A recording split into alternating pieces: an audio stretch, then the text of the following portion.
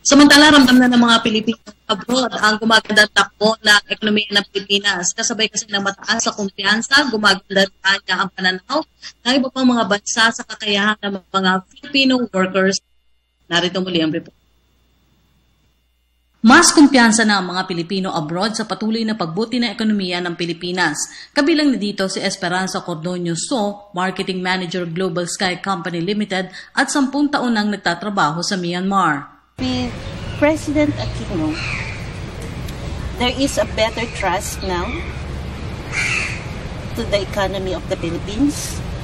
And I believe na parang investors are more willing now to look into Philippines as another venue to invest. And I think also it gives a better impression about Filipinos abroad. Kasi how your country is doing reflects on a Filipino who's working outside of the country. Kahit pa malayo kami, it reflects on us.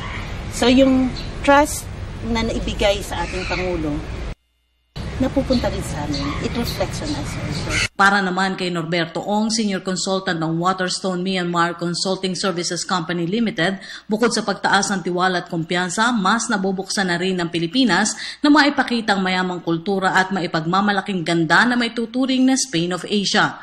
Sa harap na rin ito na isinusulong na Air Services Agreement sa pagitan ng Pilipinas at Myanmar. So ngayon nakikita nila ang Philippines as a destination.